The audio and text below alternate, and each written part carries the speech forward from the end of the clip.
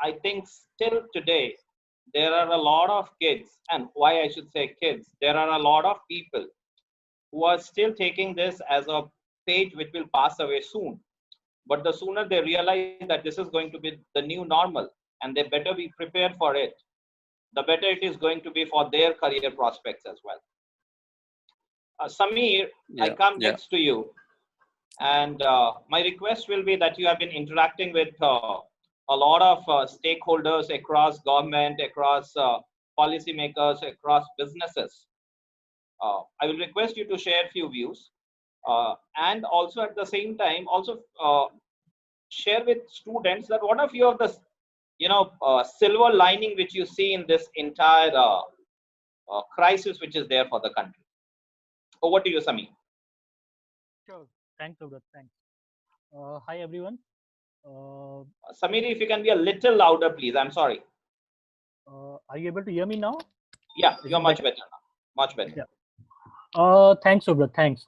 So I think Himanshu has covered most of the aspect on the financial services sector, how they are seeing a dramatic change, especially the efficiency which these online channels had brought into in terms of communication, collaboration, and working remotely. I think that's been fantastic. It was completely unbelievable month back when COVID had not hit us, when people used to just pick up, okay, we should be working more from home, we should be doing this stuff, that we should not be traveling more often, we should be using VC conferences, etc. And now suddenly we have shifted to Zoom, Microsoft Teams, and WebEx, etc. very seamlessly. The productivity has increased because what I observed, one particular thing, we used to have a lot of meetings, client meetings as well as internal meetings. People compulsorily didn't used to turn up on time because either they were on calls or they were occupied with some other things here and there. And what I'm observing in this through these online channels, everyone turns up on time for the meetings, and the productivity has really improved. The discussion is much more fruitful. So to that extent, definitely I think the entire HR will have a rethink on the productivity part, how to hire, how to make people work, whether to increase the fixed cost in terms of taking additional spaces, etc. Branch banking, again, as Himanshu mentioned, I really think it will become much more obsolete in the long term because people are adopting digital channels much more frequently. Now, some of the things which is critical to know is that what is finance? Finance is nothing but an enabler or provides money when the other segments in the industry function, be it the core industries, be it the non-core industries. For example, oil and gas or power sector, infrastructure, FMCG, pharma, etc. So everyone needs money, and finance is just an enabler to fund those sectors. Now, if the economy comes to a complete grinding halt and there is no activity, no sales, no production happening, you literally can't finance anyone, right? Other than the consumers. Now, when there's a lockdown, of course, consumers are also restricting their needs only to essentials, and they are not going ahead and buying cars, buying things which they don't need. So, like someone mentioned, what is growth? Growth is something when you buy things which you do not need with the money you do not have. So that's what growth is. Otherwise, there's nothing called growth. So yeah, but that is essential. Having said that, that's an extreme statement. Uh, so there will be a dramatical shift across how things will shape up, how the financial sector will be recalibrated. You should look out for consolidation happening in the financial sector. We are already seeing that the larger banks are becoming much larger, like HDFC Bank, Axis Bank, SBI Bank, ICICI Bank, etc. This will become much more powerful banks going forward. The kind of jobs in the banking sector will also change. You will see much more tech oriented roles, or the people having a mix of finance and tech as a skill set will be highly preferred rather than hardcore finance or hardcore marketing guys. So I think upskilling is significantly required for people in the tech space, tech domains. And this is not just normal tech. This is like artificial learning, understanding business analytics, understanding R programming, etc. This will become a compulsory thing. Now, quickly, some of the silver linings which I see for the finance sector and for the overall economy is, I think farm and lifestyle sector is certainly one of the positive. You will see a lot of jobs getting created in the pharmaceutical and lifestyle sector. be it from the marketing side, be it from the tech side, be it from the research and development side, which will again leads to job creation in the finance sector. Then there'll be auto cars. So right now, definitely there is no sales happening in the auto industry, be it two-wheelers or four-wheelers. But I think going forward, people with the social distancing and COVID-19 being present, people will like to have their own vehicle. And I foresee a shift or a dramatic jump in the sale of two-wheelers and four-wheelers down the line. The theory needs to, of course, needs to be tested, but that's my vision. So that's automobile industry is something you will see a definite fillip there. Consumer durables is again a important segment to look into, because if people are spending more time in home, they are likely to end up buying more consumer durables in the medium to long term, be it upgrading their home infrastructure, home systems, etc. and all. Brands are getting diluted. When I say brands, it means mostly, FMCG brands or consumables brands and all. With this lot of private labels and brand being present in India now, people are becoming less and less brand conscious. So that's something which needs to be really watch out for. So suppose if you want to buy any kind of floor or any kind of consumable, do you really look for a brand, or do you just look for price and value, or you look at the ingredients and composition? So that shift is gradually happening. So be more cognizant of creating a brand, creating a product. Now, some of the things as advice or as silver linings for these school guys and you particularly is that start thinking about developing new product, developing new services. India is a big market, and every crisis throws an opportunity. It may not be present in one sector, but it will definitely be present in other sector. So lot of, and you guys can bring new thinking to the table by developing new products, new services. There are a lot of venture funds, lot of entrepreneurs, lot of angel investors who are willing to look at new ideas and will fund them if your idea carries some weight and you have done your homework and research. So I think entrepreneurship definitely will see a significant jump with jobs not getting created also in proportion to the people graduating from the university. So it will become the need of the hour, and that will drive the growth of India to a large extent. Having said that, I'd like to conclude that one should not be disheartened by the crisis. Though in the short term, it's really painful, not only for you, but everyone in the economy, in the sector. Look of people who are more hand to mouth, like gig workers in the sector, or informal segments, or people who are stranded and are not able to move from one city to another despite not having jobs. So we are definitely much better off than what they are in this condition right now. But at the same time, start putting your mind to learning new things as well as developing new products and new business, as that what is something will be the need of the hour. And just do not spend too much time on seeking jobs, but instead try and become a job creator, which will help you, because jobs will not be easy and jobs will not be in abundance as it was earlier. With this, I will end and over to Subrat. Yeah, thanks a lot, Sameer. Again, you once again highlighted upon the new normal, and you talked about pharma sector and a couple of other sectors which are the silver lining in the present space. Also, I think one typical thing which I picked up was you talked about R and other things, and you talked about AI and ML, artificial intelligence and machine learning. So on that thought, I think you have set the context perfectly for Akshat, so that when we talk about fintech space, how does he see action in the fintech space and how are things going to move over there? So over to you, Akshat, to share your views. Sure. Thanks, Subrat, and thanks, Himanshu, and thanks, Sameer, for your wonderful insights. And thanks everybody on the call for taking out time for this meeting, and that too on a Saturday evening. I mean, really, can we ask for anything more than that? Thank you, guys. So yeah, first of all, I would again like to thank Sameer for saying that entrepreneurship should get a fillip out of this crisis. So yeah, I mean, that's like music to my ears. I happen to be an entrepreneur. And maybe I'll just also take a brief moment to tell you what I do. So I am a co-founder of a company called ePayLater. We are close to 5-year-old company, and by grace of God, we happen to be now India's biggest company in Kirana credit space. So that's our B2B division. We also have a B2C business wherein we launched India's first digital credit card, which works on top of UPI rails. So that's a little bit about us. And Subrat, I'll maybe talk about the specific point that you asked me about the AI and ML in a bit. Before that, maybe I'll also just like to build upon on what Himanshu and Samir have said. So just a quick 2 cents from my end. See, first of all, everybody on the call, I mean, it's not that the world is going to end tomorrow. I mean, it's just a temporary blip, and this is gonna get over very, very soon. So it's nothing that it's nothing that which is really going to upset or undo things. It's just gonna maybe modify a few things, the way we operate, and it's gonna just set a new normal.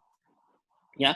So I think we have prudence lies in sort of identifying where those opportunities lies and aligning ourselves along accordingly. Now, I'll maybe talk about a little bit about how do I see few things shaping up, especially in my industry, which is fintech space. And before I get there,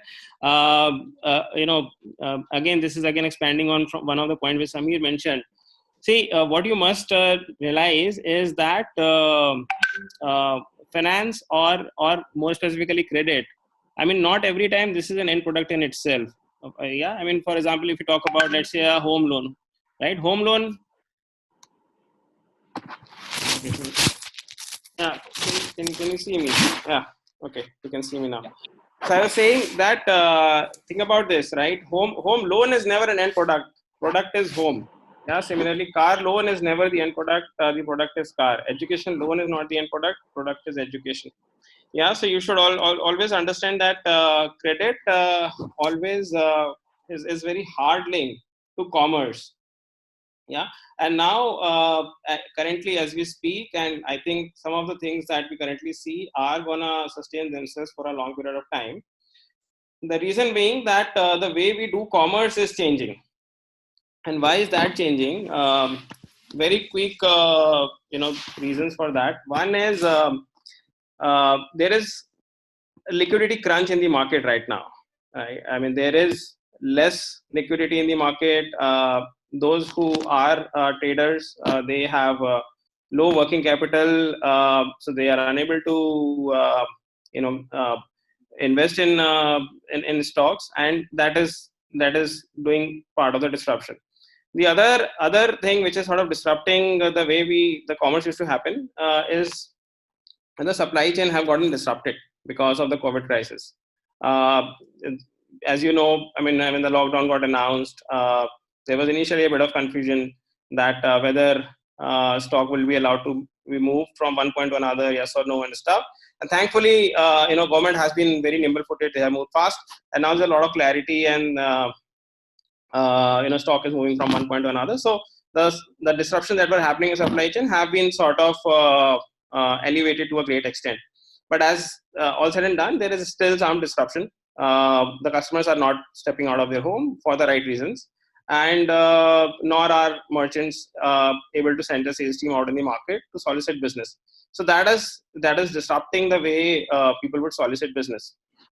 So put together, the way commerce used to happen has changing, and especially in India, as you would imagine, we have a very big aspect of what I call as conversational commerce. Right? I mean, we all know what e-commerce is. There is something, I mean, that I call as conversational commerce. We love to go and walk up to let's say the Kirana shop next to our house, or let's say whoever, the vegetable vendor, or the salon guy, or whoever, and we get into a conversation with those guys, and we then do our commerce along with as a part of the conversation. Some of that is going to change now. We possibly would not step out our home as frequently or as carelessly as we used to. There are going to be certain guidelines following which we will be stepping out of our home and stuff. So part of the conversational commerce will give way to digital commerce, not necessarily always e-commerce, but it will give way to digital commerce. That could be maybe WhatsApp commerce, or that could be something else, but it will certainly give way to digital commerce. Similarly, I mean, the other thing which I feel which will happen now is the customer acquisition is going to change big time. I mean, as a company, I mean, we also sort of on a daily basis try and see that how effectively are we to acquire our customers, what is our cost of customer acquisition, are our channels are being effective, yes or no. So we obviously have multiple channels through which we acquire our customers. These channels would be, digital channels, physical channels, sometimes affiliate channels, and likewise and likewise. What I feel is that going forward, the weightage of digital channels is going to really, really dominate. We had already seen that trend happening. A lot of customers are there online. That's the best place to find the prospective customers. And that's where they form up their mind. Their entire decision-making process happens on a digital platform, and I think it's only gonna, the effect is only gonna get accentuated as we move forward. I think it's quite obvious, right, what it is going to lead to if commerce is going to get digital, if interactions are going to get digital, then there would be a massive investment that would be happening in digital technologies. If you're watching the stocks of companies which are into let's say which have a business which happens on digital platforms, for example, even players such as Netflix, or let's say SaaS players such as Salesforce, you will see that their stocks have been doing really, really well over a period of over last few weeks, and again for obvious reasons. And I think companies that are more deeply invested into digital methods of acquiring, managing, and delivering services, I think that those are the companies which are gonna certainly stand out of all this. So what does it imply for you as students? I think first and foremost, you should look at this as an opportunity. I think it's a great time to be a student, and I say this with all responsibility. I don't know what you're reading, what you're hearing, but I say with all confidence, it is a great time to be a student. Yeah, in fact, I mean, for somebody like me who is now more than a decade into work, I mean, we are the generation which possibly has a reason to be concerned. Do we have the skill set for the world which has just suddenly changed? Yes or no is a question that we have to answer. But for students such as yourself, it's a great time for you to pick up the right skills and prepare yourselves for the world which is going to be the world of tomorrow. I feel if you are looking at picking up the right skill set, you should definitely look at arming yourself with know-how of digital technologies. No matter who you are, no matter what has been your background, whether you have come from technology from a finance background, marketing background. Honestly speaking, now technology has to be the common denominator. You cannot say that I am a hardcore finance guy or I'm a hardcore marketing guy. Digital technologies are the common denominator. They are the new Microsoft Office. They are the new Microsoft Excel. You have to know a little bit of data analytics products, and how you should be able to maybe do a little bit of your own SQL queries, build your own reports and stuff like that. I think if there's one takeaway which I would like you to have out of this conversation, it is this. I mean, please invest into upskilling yourself on various digital technologies, especially data analytics. I think it's going to also create many more jobs in certain domains. For example, analytics is one area which I spoke about.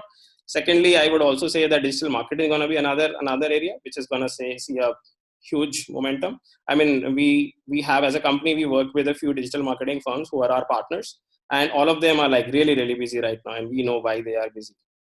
Yeah, try and see if you can pick some skill set there as well. Thirdly, and an area which I feel would also get a lot of boost is that of fraud management.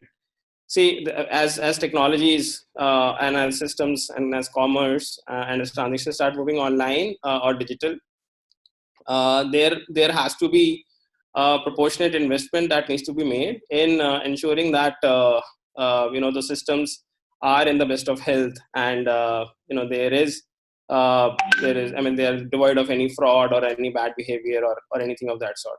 So that's one area where I feel there is going to be a lot of investment. Be it a bank or be it any other company, they would be now looking at their customer database as like an asset, right, which they have to protect, and they would need the right set of people who can protect those assets from, let's say, external threats. So I mean, that's the third area, which is like fraud management, which I think you should be focusing on. So yeah, that's a little bit from my side. Subrat, you spoke about AI and ML. I mean, honestly, I feel that there has been a lot of noise around AI, ML. These are like buzzwords. A lot of people talk about. I personally feel that it's more than AI and ML. I think where you should start looking at yourself is, which is the area that you understand well. To be honest, there is no single area today where you do not have application of data analytics, and AI and ML are just a subset of it, right? Please try and ask this question to yourselves, that which is the area where you feel you can add some value, and then try and see what is the exact problem you can solve with data analytics. And I mean, AI and ML could be things that you pick up as skills. I mean, try and get some basics first. I mean, try and learn a little bit of Python, a little bit of statistics and stuff, and I mean, you will start getting ideas on your own. Yeah, Subrat, back to you. Absolutely right. Yeah. Thanks, Akshat. I think you have just perfectly summed it up. And in fact, I will just try to play a little devil's advocate.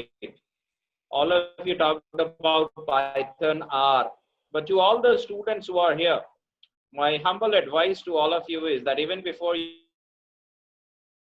come to Python or R, please, let's start from there. Don't run after the jargons, as Akshat rightly said. Now, before I come back to the panelists with certain questions, my one question is there for all the students out here. And the students out here, my question to you is, which sector do you think is going to hire the highest numbers in the upcoming placement season? I repeat, which sector do you think is going to hire the highest number from the season for all of you? I request all of you to just put the name of that one sector which you think in the chat, and let's have a quick count as to what are the few sectors which are emerging. Okay, FMCG, e-commerce, FMCG, banking, go ahead, FMCG, edutech, FMCG, IT. Others, I'm waiting for you, BFSI, pharma, e-commerce, pharma, FMCG, IT, e-commerce, banking, IT, e-commerce, FMCG, technology and e-commerce, IT sector, pharma, FMCG, e-learning, FMCG, e-commerce, fintech, banking, IT. Okay, my next question quickly to all the participants again over here is, how many of you read the news every day? I'm not talking about newspaper. How many of you read news every day? Because if you read the news every day, you also be aware that what has been the outlook for IT sector as far as manpower is concerned. If you have read that, I think all of us would have read it very clearly that 1.25 to 1.5 lakh pink slips is what the IT sector is looking forward to issue in the next 6 to 9 months. Again, not to dishearten you, but to make you realize that that is where it is outside. A lot of you have talked about banking sector, fintech, pharma, FMCG. Let me now use the sectoral expertise of the experts out here. Himanshu, if I may come to you and request you to share two specifics. One given your volume of expertise and experience, how do you see the banking sector or the BFSI sector going for hiring this year? And second, as a sub part to the same question, what are the 3 top skill sets which you think will be evaluated the most when the banking sector or the BFSI sector goes for recruitment this year from the campus?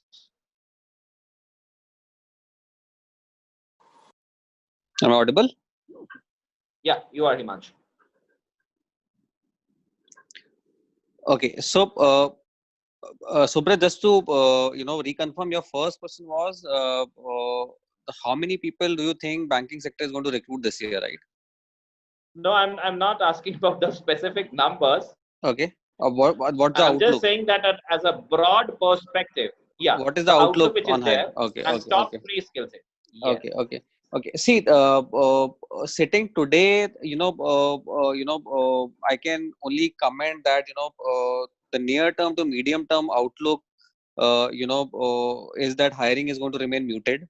And the reason for that is, as the fellow panelist, alluded that, there is no credit offtake right now that is happening. Most of the banks are not lending because, the atmosphere is not conducive to lend in this environment. So the lending activity is extremely muted. The investment activity is extremely subdued because, in any crisis, or in any situation of panic or fear, the general psychological response is to hoard cash. You want to save cash for emergency because you don't know what's going to come next. Investment activity is muted. Trade activity is almost come to zero. So there is no trade happening. There is no movement of goods. There is no SME activity happening. Factories are shut. So clearly there is no commerce which is happening, and therefore there again the business is extremely subdued. So the only thing which is right now getting mobilized is deposits, and for deposits mobilization, again you can't send out sales force in the field. So for medium term, which is for the next 3 to 4 months to anywhere between 6 months, 8 months, I think the hiring activity is going to remain muted. In most of the sales and support roles. The only roles which will see or are seeing enhanced hiring activity are digital and technology. Because one thing what most of the banks or most of the financial services companies are doing, and in fact most of the other large service companies are doing, is enhancing their backend infrastructure, enhancing their technological capabilities, moving more and more work to digital and online channels. So that's a big area of investment across all large companies, and companies are going to continue hire talent in these domains. So IT, digital, cyber security, analytics, some of these fields are going to see hiring demand to continue. Whereas rest of the larger business stroke support functions, whether it is finance or HR or legal or operations, etc., are going to remain muted at least for a period of 6 to 8 months. The one sector or one industry which is going to see hiring activity boom in a big way is going to be e-commerce, and any intermediary or any company which is involved in doorstep delivery of products. Because what this crisis is going to do is it is going to discourage all sorts of large format stores, and people will prefer ordering online in a manner that stuff gets delivered to them directly at their homes. Pharma, many people said pharma, but I don't think pharma is going to see a lot of hiring activity, because the limited demand or the limited impact area of this crisis in pharma is largely in the R&D domain. So there is intense activity happening in the research and development teams in pharma, wherein teams are set up to kind of learn more about the virus and develop a vaccine or an antidote. But by and large pharma companies will remain wherever they were. coming to the second question, what are the top 3 skills, that this crisis will force? I am, Subrat, taking the liberty of not restricting, my response to financial services sectors. I think this is a once in 100 years or once in 200 years kind of crisis, which we are seeing. And I am not kind of trying to portray a doomsday scenario, but all that I'm saying is the kind of skills that will emerge when we come out of the crisis are going to apply uniformly across all the sectors and across all the jobs. In fact, there are new skills that small kids are going to learn by remaining forced to stay indoors. I have 2 young daughters, and for the last 35-40 days they have not gone down to play, and they have adapted very well, and they are doing stuff indoors. So I would say that it would be a bit myopic to say, okay, what can this crisis force us to learn with respect to a particular industry or a company or a certain skill set. I think there are immense life lessons to learn from this crisis. uh, uh, you know uh, uh, uh, Many of them are about dealing with ambiguity. Many of them are about always having a plan B in place, not having a linear view of the world. It is forcing us to become more and more agile and change on a daily basis. I can tell you that from my own experience, and my fellow panelists can add to that. In most of the companies, the strategies and the plans are changing on a daily basis. To internally to the top management, there are 3 concurrent strategies or plans that are being run with. Plan 1 is about if the crisis ends in the next 30 days. Plan 2 is about if the crisis ends in the next 90 to 120 days. Plan 3 is about if the crisis prevails beyond 180 days. And work and projects are happening on all 3 plans on a simultaneous basis, because nobody knows how long will the crisis take to end. And you cannot sit or wait for the crisis to end in a particular time frame. So you got to be ready for it to evolve in any direction, and have a plan ready for that. One of the big things that one of the big skills that this is forcing us to adapt to or learn about is not focusing so much on long term thinking or long term strategies, but having near term plans. And near term plans being agile enough, or being adaptive and accommodative enough to take care of everything. As you would have seen, or you would be reading in the news that the government has extended the lockdown for the 3rd time in a row. And nobody could envisage this when the first lockdown was announced. We don't know if the lockdown will still open on 17 May or not, depending on how the situation is going to be.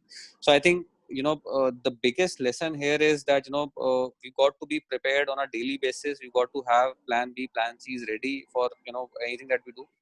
And there's this old saying that never let a crisis go waste, or every crisis gives us huge opportunities.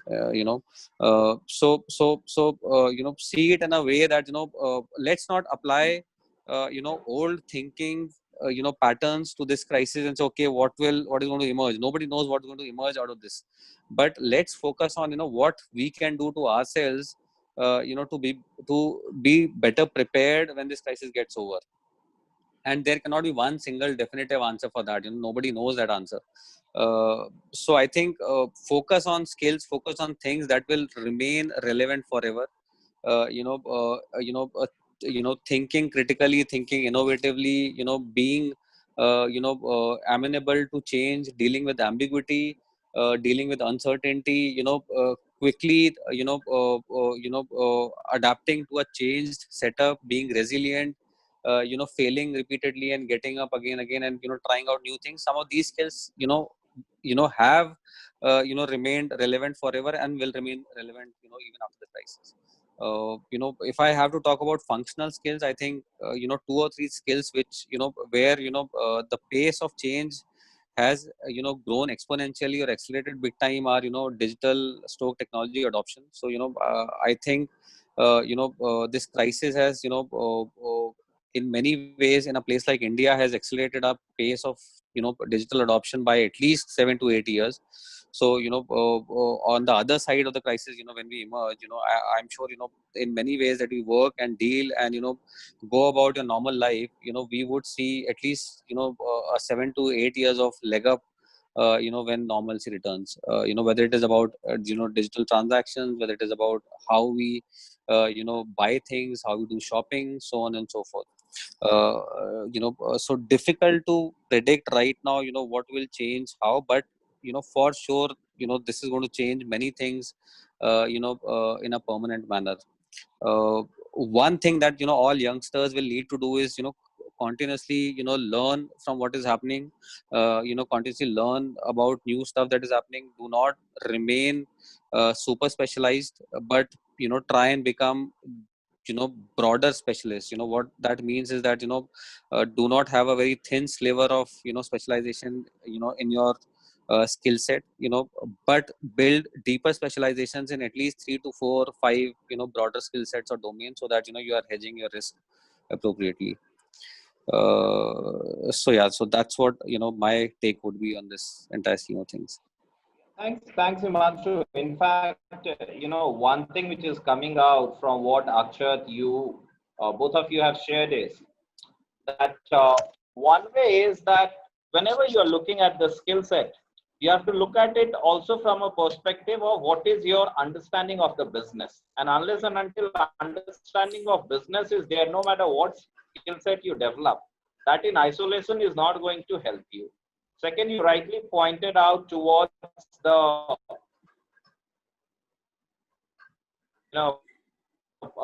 importance of being agile, importance of being adaptable. And if I have to give an example, the only company I ever worked for before I started People Labs was Asian Paints. And today only I could see that Asian Paints has come up with sanitizers. A lot of companies which were earlier into delivery of only specific products, they have become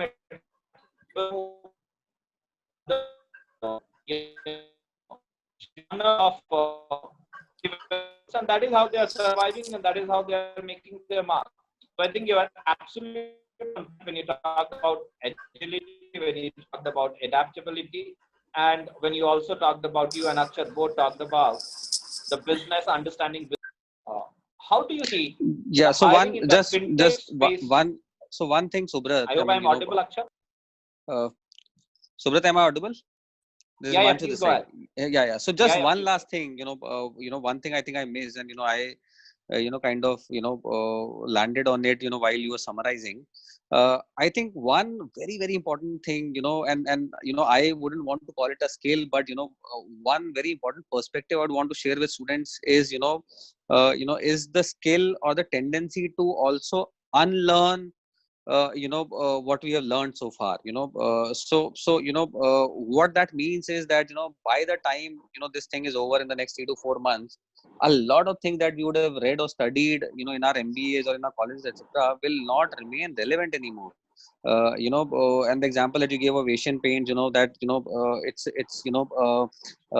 a FMCG company, but getting into sanitizers. There are companies who are getting into ancillary fields. Branches in banks may change the nature of work that they do. They will become sales centers and not service centers anymore.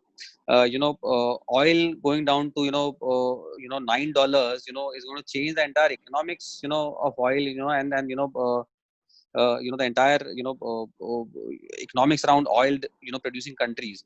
So what I think I would exhort or encourage this group of students is also to whatever you are reading or coming across on a daily basis, test that out in the context of what you already know or have learned in your academics, and see how much of it is going to still make sense. My feeling is that many of that is not going to remain relevant 1 year from now. There are already talks of India gaining in a big way, and China will lose its manufacturing edge, and India is going to become a large manufacturing superpower, which is contrary to what we have read so far or have been reading so far. So the art of unlearning is going to become very important, in the days to come. Sure. Thanks, Himanshu. Akshat.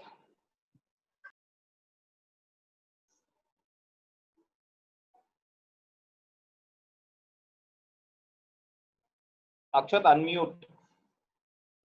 Oh, I'm so sorry. Sorry. Just still getting used to the new normal. Okay, so I'll just like to take a leaf out of what you mentioned, Subrat, earlier, and what Himanshu just said. So Subrat asked everybody on this call a question: and how many of you read newspaper every day? And Himanshu spoke about staying relevant. Yeah, I think these two things are very very very pertinent points, and also you know sides of the same coin. See, I think what you should be looking at, what you should not be looking at is a ready-made pill. Ready-made answers that this is what is going to work and this is what is not going to work. I think what you must know out of at least hearing my fellow panelists is that the world is very very uncertain. Nobody had really anticipated that a situation like this would ever happen, and nobody was really prepared for it. The reason why companies such as mine, we are not lending right now is not because we don't have capital, but to be honest, the reason is that we don't know how to really react to this situation. And it's not just us, and we are a very young 5-year-old company, but there are banks which are more than 100-year-old and stuff like that who are also not lending because they really don't know how the credit risk is going to play out over next few months, right? Now, obviously, this is a short-term thing. I'm sure people would learn what the new dynamics are, and they are going to price the credit, and yeah, once they have a better view or better grip of what's going to happen, the things will get back into motion. Yeah, I think what is very important for if I were to think of myself as a student right now, and what would I be doing right now, is I would be asking myself a question that can I get myself a crystal ball view of how the world would look like maybe a year, 2 year down the line, and maybe 5 years and 10 years down the line, and can I, starting today, invest in the right skill set which would ensure that I remain relevant. Yeah, and three things become very important. Number one, for you to build that kind of a world vision, you need to be knowledgeable. You need to invest in learning, and that's where Subra's point of reading newspaper, talking to people who are knowledgeable from the industry. I mean, that piece comes in. Yeah. The second point is, I think Himanshu mentioned it, but I would just like to re-emphasize is that the ability to unlearn and learn.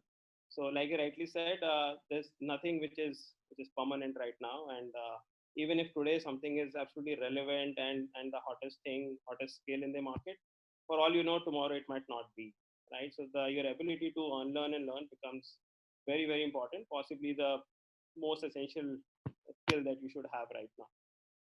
Third is, once at least to a good confidence that how things are going to pan out and stuff, and you have the ability to learn new things, you need to act fast, and you need to stay competitive. You need to ensure that you are not just a generalist, but you are actually a specialist in that space. And again,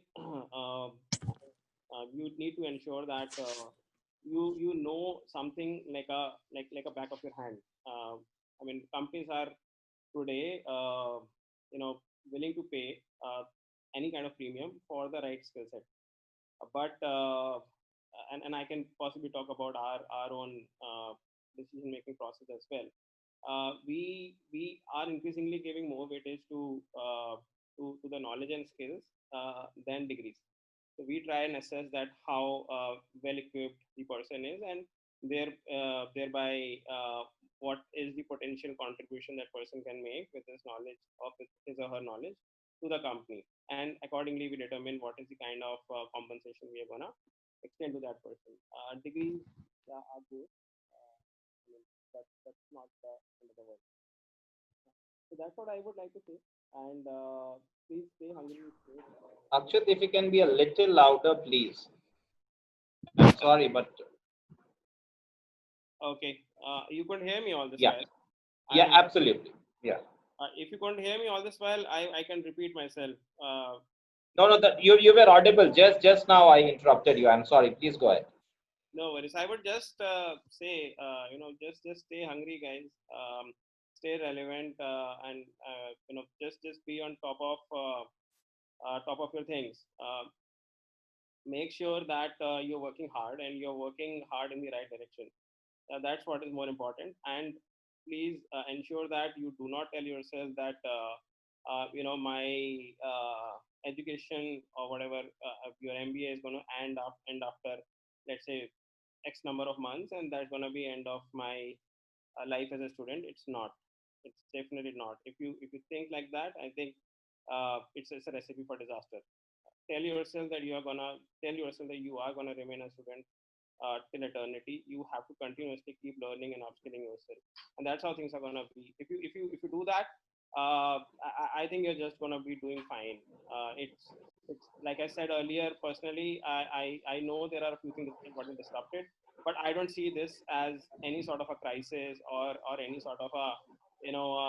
A very very negative or a dark scenario at all. I mean, personally, I'm trying to look at I'm trying to find more opportunities into this, and I think so should all of you. And I don't think it's impossible to do that. That's true. That's true. So that's it from my side. Yeah. Sameer, a quick question to you before I open it to the audience for Q&A. My question to you is, there has been a talk, Himanshu also touched upon it, about the flight of capital from China to India.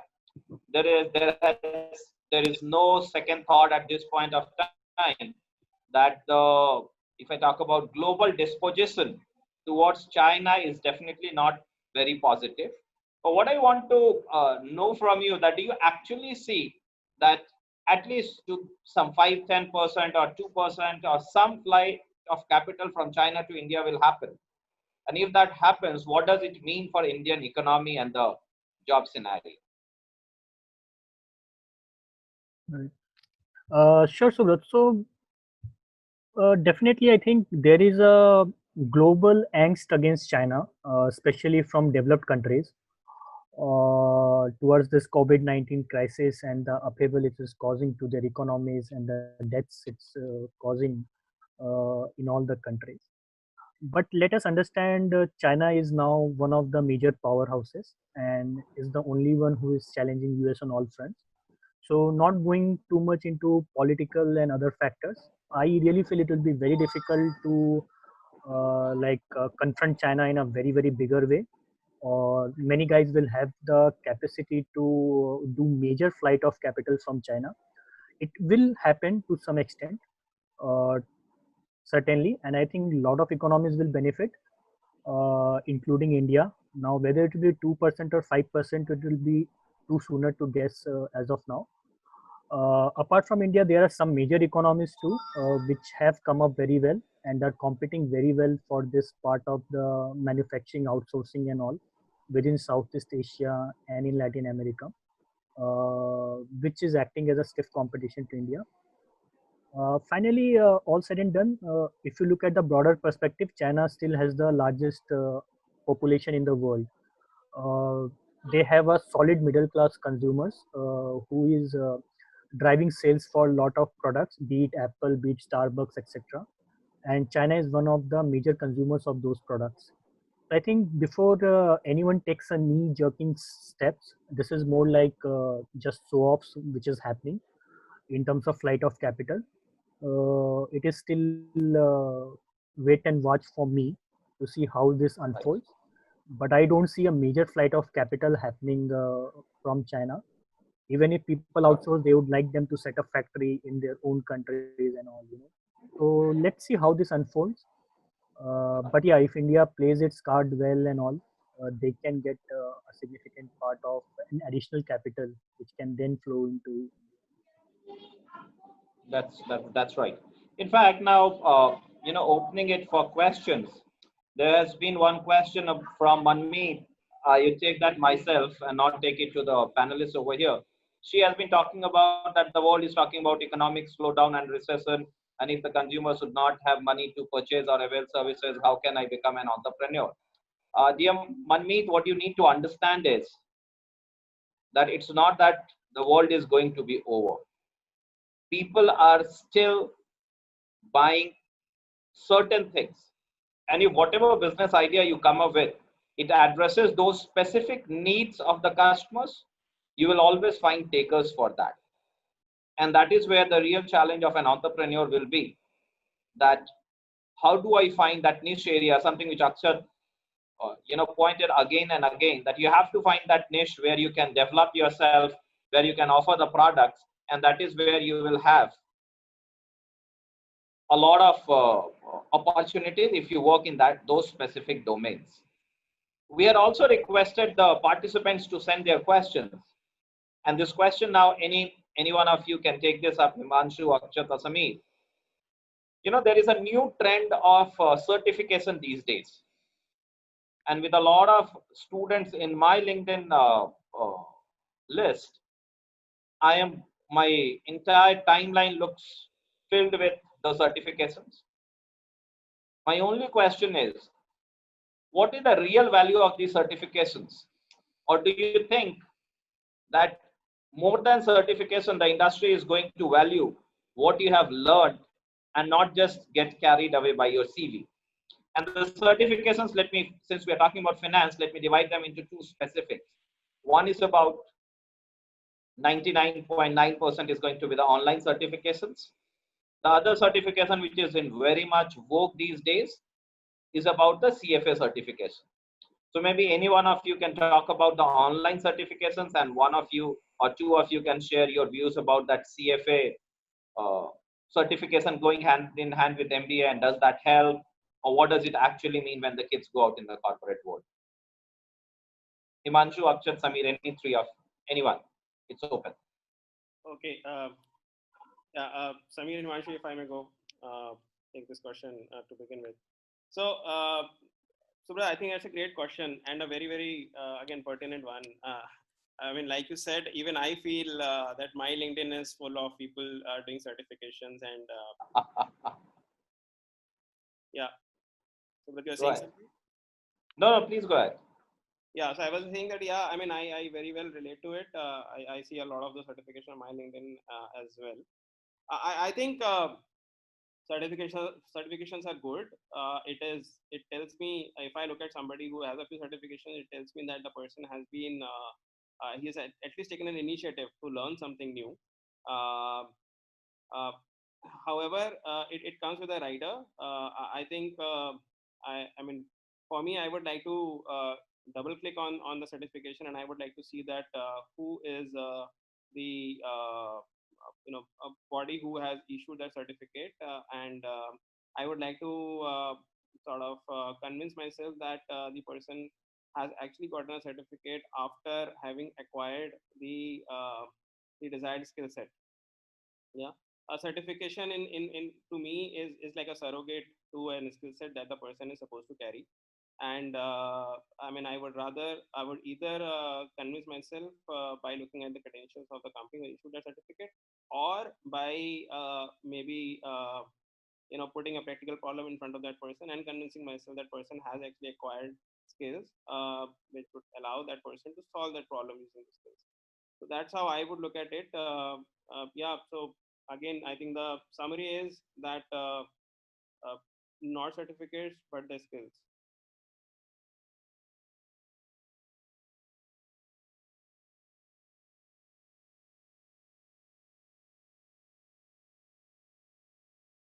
Hello, Subrat.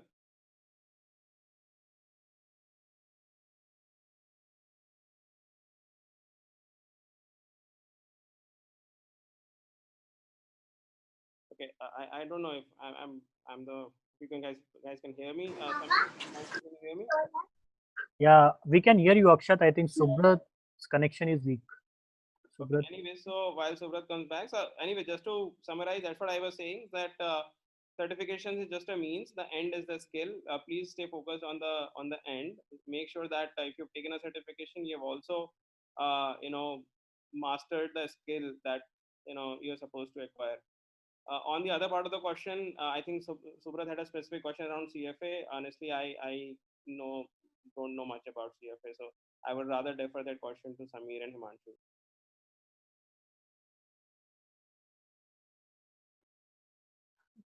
No, I think certainly CFA is a great course. It's a great learning course for anyone within the finance vertical, and globally it carries a lot of weightage also. We have seen that there's a general perception within HR and companies that an international CFA is someone who knows much more concepts about finance and all. So I think CFA is certainly relevant, but on the other certifications course,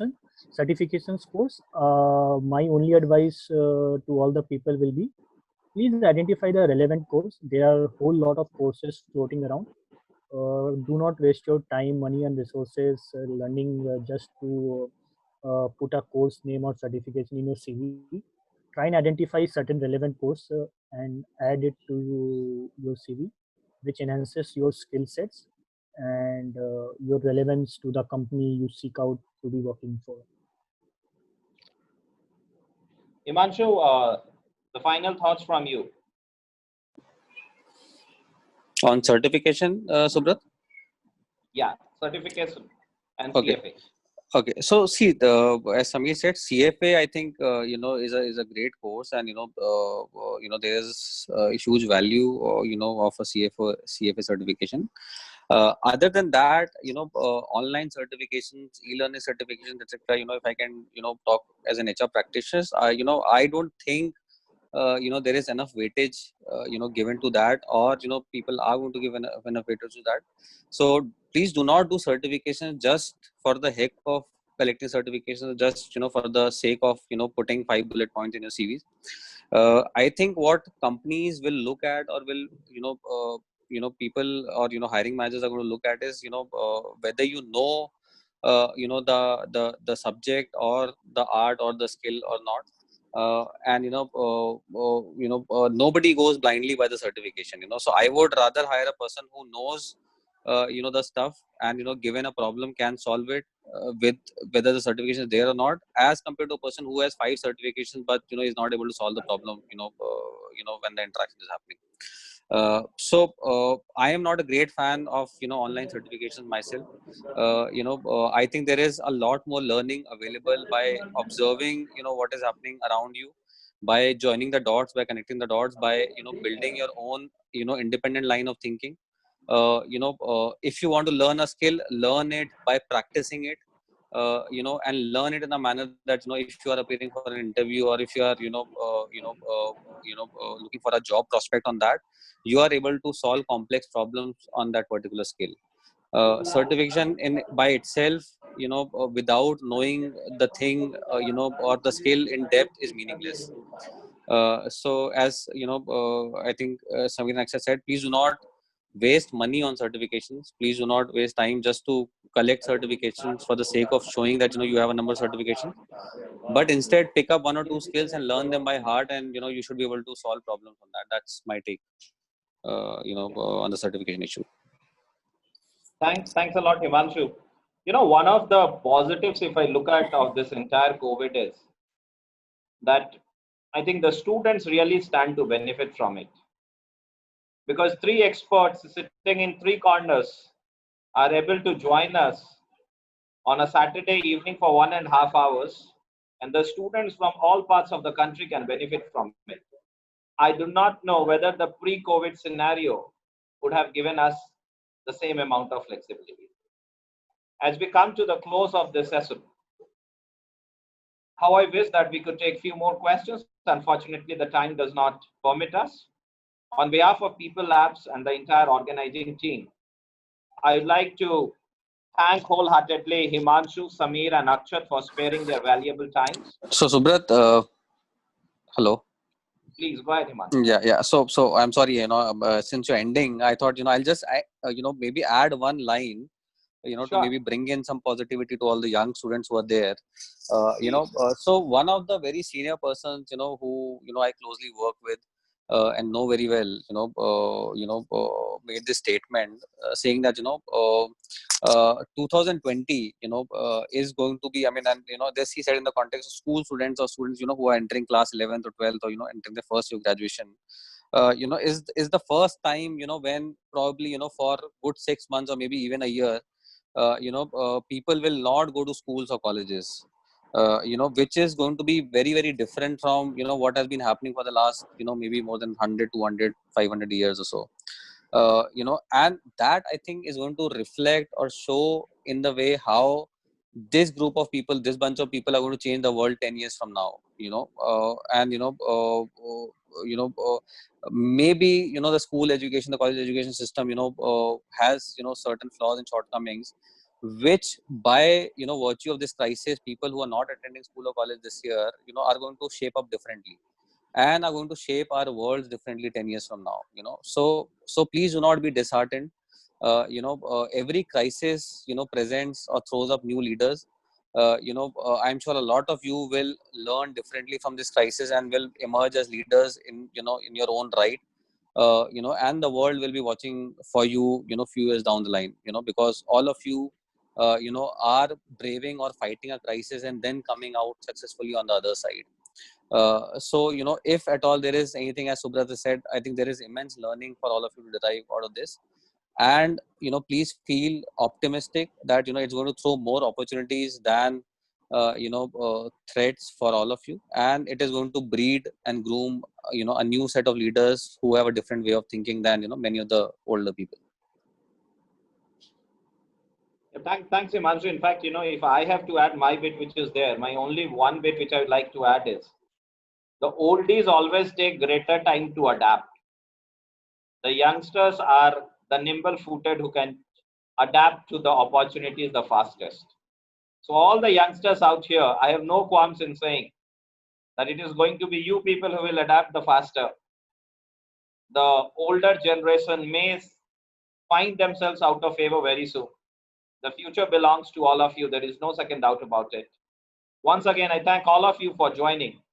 And I'm also happy to announce that continuing with this series, which we started last week, we are going to have one next webinar on 9th May, that is the next Saturday. And the theme is going to be around the consulting vertical, which is there, wherein we will have people from HR consulting, we will have people from IT consulting, and we will have people from one of the big fours. Till then, thank you everyone for joining us. But before we log off, may I request each one of you to use one of the emojis and say a virtual round of thanks to all the panelists over here who kindly agreed to address all of us. Okay, go ahead, we can be faster. I'm still figuring out where that emoji is and what I should use, but I'm pretty sure.